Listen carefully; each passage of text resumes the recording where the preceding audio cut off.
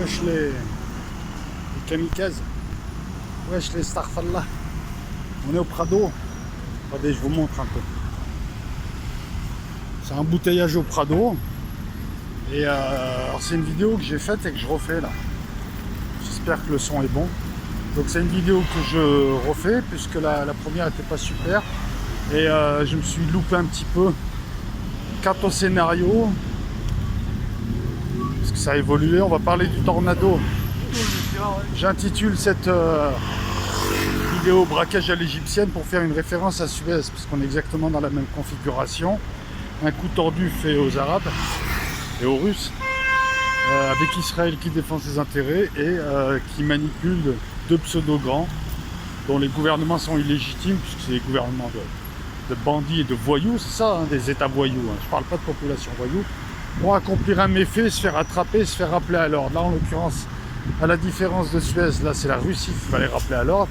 Alors que lorsqu'il y a eu Suez en 56, allez voir un petit peu cette histoire de Suez, hein, où les Israéliens attaquent, les Anglais et les Français, un peu comme en Syrie, ils font mine d'arriver pour imposer la paix, puis en fait ils prennent Suez, enfin bon, bref, colonialisme pur et dur. Et à l'époque, les USA leur avaient dit de partir, et je crois qu'il y avait eu même des menaces d'utiliser l'arme atomique. Et là, ils sont repartis. On n'est plus une grande puissance depuis 1945. Et quand tu as des gouvernements de type 4ème République, comme à l'époque et comme maintenant, c'est-à-dire des gouvernements de voyous, des hommes politiques qui sont là juste pour faire carrière, ils ne sont pas là pour oser, pour défendre des idées. En fait, non. Ils existent à travers des sondages et ils essayent ensuite, à travers ces sondages, de dire ce que les gens pensent, sachant qu'ils ne peuvent rien faire. Par contre, un Laurent Wauquiez, dont le parti a détruit la Libye, qui parle des immigrés et des migrants maintenant, fait rigoler, on sait très bien que tu ne peux rien faire, tu as pieds, poings liés. Alors, on va parler du tornado. On va parler de plusieurs choses. Alors attendez, je vous montre où je suis. En ce moment, il y a un match de l'OM là ce soir, donc ça va commencer à se remplir de l'autre côté. Et il y a, je crois que je vais me prendre un kebab, et il y a la foire internationale, regarde. Je suis au Prado, là c'est la tour France 3. Là c'est le Vélodrome, tiens, un peu de tourisme. Alors le Prado, c'est, parce qu'on est à Marseille, c'est exceptionnel. C'est deux boulevards, en fait, deux avenues, pas une. Je vous allez voir un petit peu, tiens, c'est marrant. C'est la première fois que je vois ça, quoi. En fait, l'avenue a tourné, bah, ils ont continué à garder le même nom. Donc tu as là-bas, cette avenue. Là, ça devient Michelet. Les CRS que vous voyez, c'est pour le match. Et le boulevard Michelet, derrière, tu as le Vélodrome. Voilà. Un des hauts lieux du foot français. Et puis, très très beau stade, bien refait, hein, qu'on aime ou on n'aime pas. Je parle d'architecture. Donc c'est sympa, il fait beau. On va parler un petit peu de... Parce que depuis ce qui s'est passé avec Ilyushin, moi dans ma tête je continue à bosser. Je suis dégoûté parce que si j'avais posé la vidéo un peu plus tôt, j'aurais pu vous annoncer le nombre de batteries livrées. Attends, on va traverser, on va attendre qu'il y ait moins de monde. Alors je vais me poser un peu plus loin. Moi, je suis pas comme les autres là qui le... Voilà, il n'est pas comme les autres, lui qui... Voilà. En fait, moi je pense qu'il y aura 4 batteries de posées. Mais maintenant, ils ont commencé à donner des chiffres entre 3 et 7, ça sera probablement 5. Donc, mon effet d'annonce ne sert plus à rien. Regarde le ballon comme il est joli. Par contre, allez, soyons sérieux un petit peu, on va démarrer. Par contre, moi, le scénario, j'ai envie de le réécrire, à l'aune un petit peu de ce que je sais. Voilà ce qui s'est passé. Et on va parler du tornado. En juin, ils s'entraînent ici, à Toulon. Ils s'entraînent à répéter la manœuvre. La manœuvre de base, elle était simple. C'était d'un côté la frégate et l'armée française qui leurrent les missiles syriens, qui les détournent en faisant semblant électroniquement d'avoir envoyé des missiles. Bref, qui font diversion. Pendant que le braqueur, lui, qui est passé, qui a lancé ses missiles, peut repartir. Comme ça, les missiles syriens et la contre-offensive des batteries syriennes va se diriger plutôt vers la FREM. Et elle ne la touchera pas de toute manière, plutôt que vers les avions israéliens qui pourront faire demi-tour et rentrer. Ce qu'ils n'avaient pas prévu, c'est l'Ilyushin. Israël a donné des fausses informations à 2-3 minutes près. À 2-3 minutes du raid, ils ont appelé les Russes pour leur dire qu'il se passait quelque chose. Ils leur ont donné la mauvaise zone. Mais eux-mêmes se sont fait avoir.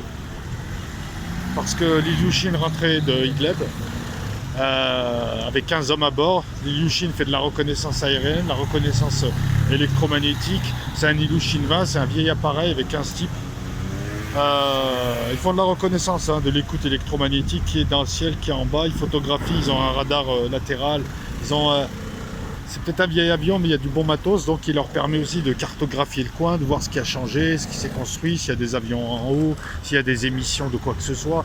C'est un avion de reconnaissance qui ne peut pas se défendre contre des missiles. Alors on peut lui mettre ce qu'on veut, on peut lui mettre d'autres pods, certes, pour faire de la reconnaissance, mais on peut pas l'équiper. C'est pas un avion qui peut se défendre contre des missiles. Il n'a pas de leurre, il n'a pas de chaps, il n'a pas de système. La seule chose qu'il pourrait avoir, non, mais il ne pourrait rien avoir pour se défendre. Donc il passait dans le coin, il rentrait, il était à 35 km au large des côtes syriennes, il allait rentrer à la base d'Eymim, et manque de bol, il était là au moment où ils faisaient leur saloperie. Que faisait l'armée française là-bas? Ce que le peuple français a demandé à l'armée française d'intervenir dans une guerre qui ne la concerne pas et d'attaquer, puisque là c'est un cas d'attaque. Un pays souverain. Que font les troupes françaises à Hodeïda? C'est le problème de la pseudo-démocratie dans laquelle on vit, où il n'y a aucun contre-pouvoir, où ils font ce qu'ils veulent et la presse vient nous faire. L'une de leurs techniques, c'est la cloche. La presse nous abreuve de scandales, d'informations. Ah, ils font chier. Ça, c'est la police, regardez.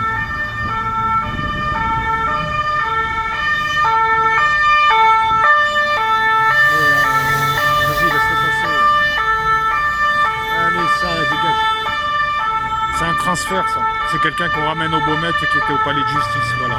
C'est un transfert simple de détenus, normal.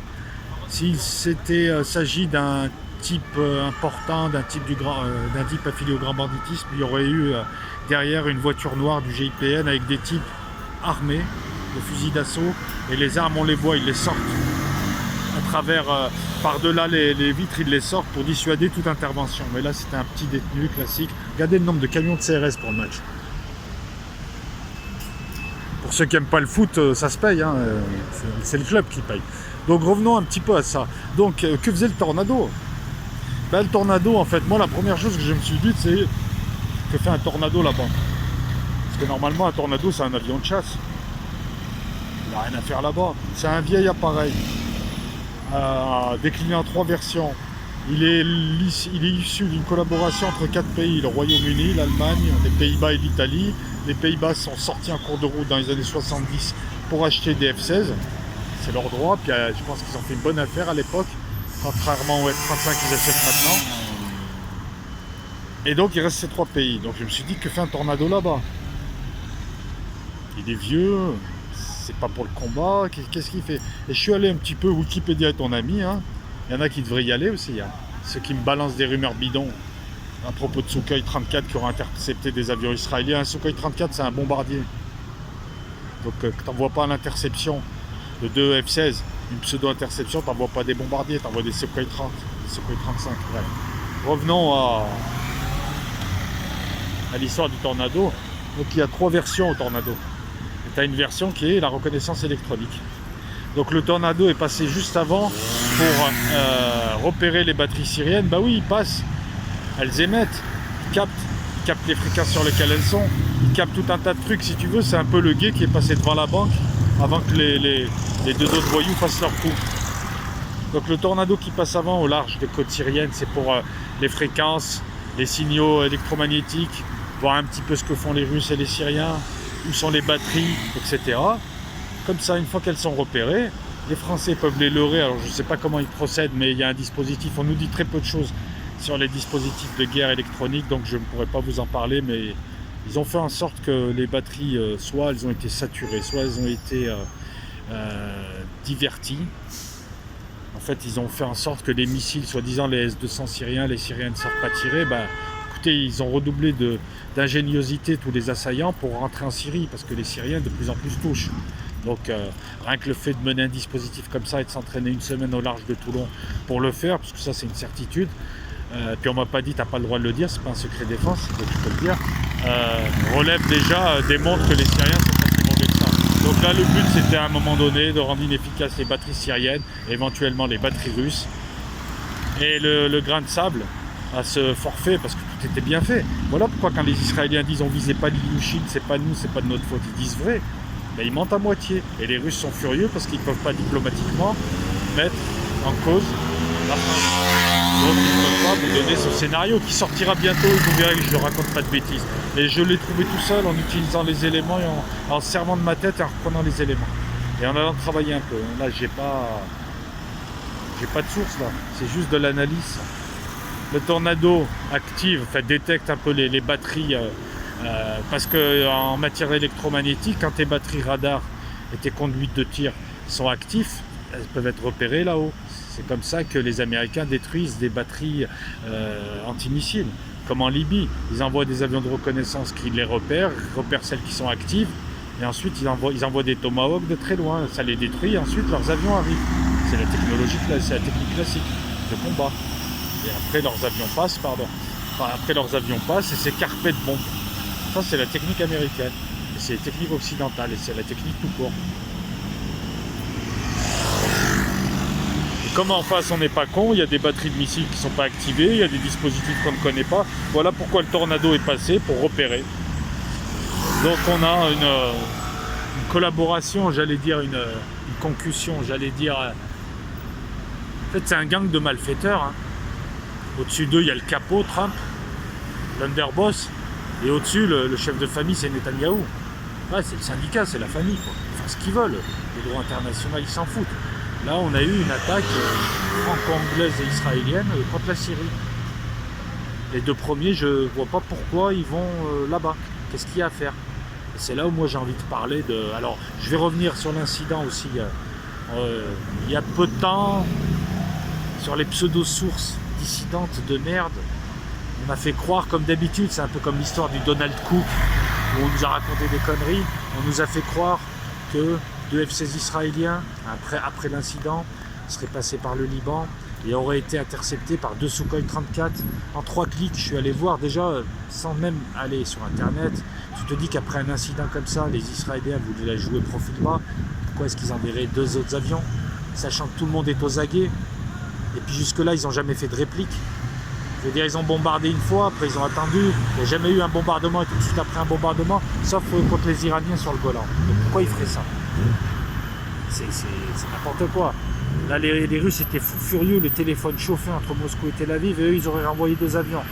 Ensuite, tu vas sur Wikipédia est ton ami, tu vas voir ce qu'est un Sukhoi 34. C'est un bombardier. Donc le type te balance un truc où 2 motos de précision arriveraient à fond et on aurait envoyé une camionnette pour les intercepter. Je prends une image pour que tu comprennes la stupidité de l'information, qu'elle ne tient pas la route. Donc ça déjà on va l'enlever. Non, moi j'aimerais juste revenir sur un fait, c'est que la France et l'Angleterre ne sont pas des démocraties. Bientôt l'Allemagne va les rejoindre, puisqu'ils agissent contre leur population à laquelle ils mentent. Et ils sont en train de nous mettre dans une guerre très très dangereuse, sans même qu'on le sache, puisque la presse nous ment. Ils sont à Hodeïda au Yémen et ils essayent de prendre le port. Ils sont dans la guerre entre les Yéménites et les Saoudiens. Bizarrement, ils sont du côté saoudien. Et à côté de ça, ces gens viennent te faire des leçons de droits de l'homme en Syrie. Il n'y a pas de démocratie, parce que la démocratie, c'est un pouvoir, c'est le pouvoir du peuple. Un peuple, un choix libre et éclairé. Il n'est pas éclairé, on nous ment, on nous cache des informations, on nous cache ce qui se passe. Il n'est pas vraiment libre, hein, parce que le système électoral et la manière de faire nous imposent quelque chose. On va reprendre un exemple de non-liberté. Le peuple demande un référendum d'initiative populaire. Non. On veut réformer la Constitution sur certains points. Non. Donc le peuple n'agit pas véritablement sur son destin. De plus, c'est pas une démocratie parce qu'il n'y a pas de contre-pouvoir véritable. Il n'y a que des pions du système qui jouent des jeux. Mélenchon, Marine Le Pen, ce ne sont pas de véritables contre-pouvoirs. On le sait. Ce sont juste des trublions à qui on a demandé de rester dans le cadre et de faire les azous. Pour faire croire qu'il y a un contre-pouvoir. Il n'y a aucun contre-pouvoir quand les LREM tiennent le Parlement en entier, c'est-à-dire le Sénat et l'Assemblée avec une majorité absolue, tiennent les commissions, dont la commission de la défense, tiennent un petit peu tout, les cours de justice. Il n'y a pas de contre-pouvoir. Les commissions parlementaires qui sont censées demander des comptes au ministère et dire à Macron, attendez, qu'est-ce qui s'est passé avec les Russes? C'est des commissions, la commission de la défense c'est une commission importante. Je crois que c'est un type des En Marche qui est dedans. Pas de contre-pouvoir, pas la possibilité pour des idées opposés, des courants opposés de véritablement peser, puisque soit on t'envoie en prison et on te traite d'extrême droite, soit on te discrédite, on dit que tu fais des fake news. Elle est où la démocratie? Il y a plus de démocratie dans beaucoup de pays africains, même le dictateur a plus de mal à faire passer ces trucs que là, parce que les gens sont plus méfiants, une culture politique dans les pays dits du tiers-monde. Là, c'est aussi grave que l'incident russe, mais là, ça nous concerne. Ça permet d'élargir le débat. La démocratie n'existe pas en France, ça, c'est des arguments. Mais pas me baratiner. Ensuite, les pseudos traités de complotistes. Là, je vous ai donné des arguments. Là, ma vidéo, il n'y a pas un gros mot. J'ai donné des arguments, j'ai expliqué des choses. Je vous ai révélé un scénario très facile à trouver. Et quand on prétend chercher la vérité et être dissident, et si on fait des vidéos, des articles, c'est ça le boulot. Tu vois, là, tranquillement, sans prétention, je viens de te donner en 15 minutes une leçon. Parce que moi, je suis le numéro uno et je suis super modeste, petit dissident. Je viens de te donner une leçon d'analyse. Premier degré, niveau CP. Gratos en plus. Tu devrais me remercier. Là, je suis au deuxième degré, les gens ils vont croire. Voilà, donc c'est tout ce que j'ai à dire. Je prends vos commentaires dès que j'arrive, parce que je vais la lancer là. Dès que j'arrive chez moi, je prends les commentaires. Merci à toutes et à tous. Puis on va en faire des vidéos sur la Syrie. Là, je pense que je vais parler du F-35, parce que les conséquences israéliennes. Moi, j'attends de voir ce que vont faire les Israéliens. On ne peut pas saturer ou on ne peut pas brouiller d'Est passant. C'est plus compliqué que ça. Par contre, on peut les attaquer au sol avec des commandos, on peut les attaquer avec des missiles. On peut utiliser le F-35, mais le F-35, on ne le voit pas. Wait and see, on va attendre un petit peu avant de faire quelque chose, puisque l'analyse suppose aussi le temps. Elle ne suppose pas forcément toujours d'être dans le ZEP, sinon ça reste du commentaire. Je vous remercie à toutes et à tous et je vous dis à tout à l'heure. Il se peut que je fasse un live ce soir, je vais voir. Et je pense qu'il sera à 9h30. Ça sera un direct. Venez poser vos questions si vous en avez. À tout à l'heure. Ciao.